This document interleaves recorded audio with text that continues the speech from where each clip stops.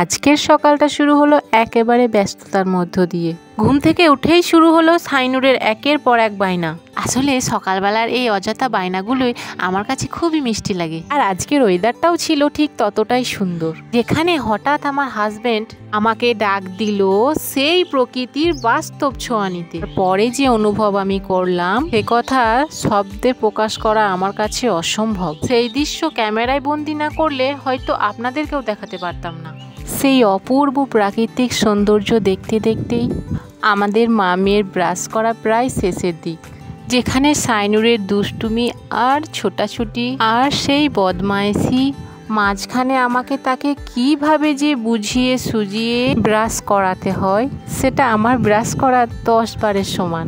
তারপরে চলে এলাম চা বানাতে, আর এসে দেখি খালা অলরেডি চা বসিয়ে দিয়েছে। আর সাইনু সেই চা খাওয়ার জন্য তো খুবই লাফাচ্ছিল। তারপর সবাই মিলে চা খেতে বসে পড়লাম। আবার এখানে শুরু হলো সেই সাইনুরের দুষ্টুমি। সাইনুর তো দুধ খাওয়া বাদ দিয়ে বলে, মা আমি ওই লেরুয়া চা মুড়িই খাবো। গরম আছে।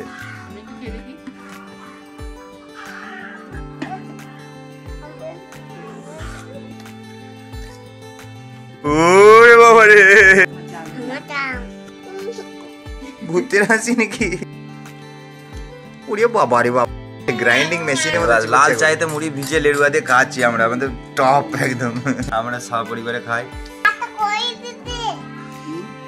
ক্যামেরাম্যান এখন খাই নাই, খালি আসছে একটা করে কলা নিয়ে, চকলেট নিয়ে, কেক নিয়ে আমাকে দেখাতে দেখাতে আসছে। দিয়ে বলছে খালি আমার আব্বুর দোকানে কিনে লেগেছি।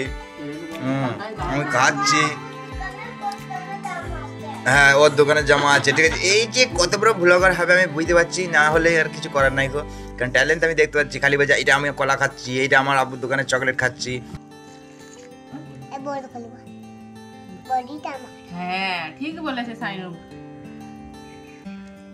Like comment share and subscribe and subscribe subscribe subscribe subscribe বলো আরেকবার। সাবস্ক্রাইব ফলো, তো ফলো বলে দাও।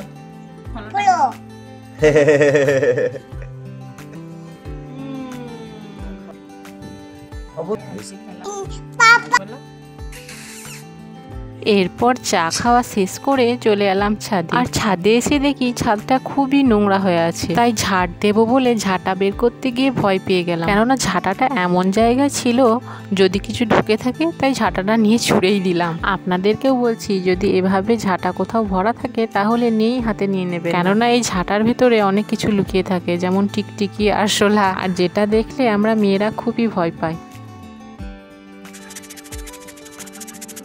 আর এদিকে খালাও সবজিগুলো ছাদে নিয়ে চলে এলো, কারণ ছাদে আমরা আজকে মুড়ির চাল শোকাবো, তাই গোটা ছাদটা পরিষ্কার করে ঝাড় দিয়ে নিলাম, কেননা একটু ঝোড়ো হাওয়া দিলেই আমাদের মুড়ির চালের সব আনাচে কোনাচের নোংরাগুলো চালে উঠে যাবে। ছাদটা ঝাড় দেওয়া কমপ্লিট হয়ে গেল আমার। এইদিকে একটা জামা কাপড় মেলার তার, যেটাকে ঠিক করতে গিয়ে আমার হাতে কি যেন শুঙ্গুর মতো ঢুকে গেল। আমি তো খুব ভয় পেয়ে গেছিলাম। খালা দেখে বললো, না না এটা কোনো ভয় পাওয়ার কিছু নেই, তাড়াতাড়ি হাত ধুয়ে নে তাহলেই উঠে যাবে সব। এরপর একে একে সুন্দর করে তালাইগুলো সব পেতে নিলাম। নিচে থেকে আমার হাজবেন্ড চালগুলো আগে থেকে এনে রেখেছিল, আবার আমার সাথে সাথেও নিয়ে এলো চালগুলো, তাতে আমার অনেকটাই হেল্প হলো। আজ রোদের তাপও অনেক বেশি ছিল, তাই তাড়াতাড়ি কাজ শেষ করার চেষ্টা করলাম। খুবই পাতলা করে মেলে দিলাম যেন ভালোভাবে তাড়াতাড়ি শুকিয়ে যায়। ফ্যামিলির সবাই মিলে একসঙ্গে কাজ করলে কাজটাই সহজ হয়ে যায়। জীবনের সব কাজ একা একা করলে হয়তো কষ্ট হয়, কিন্তু ফ্যামিলি মিলে একসঙ্গে কাজ করলে সেই কাজটাই হয়ে যায় আনন্দময়, হয়ে যায় মিষ্টি স্মৃতি।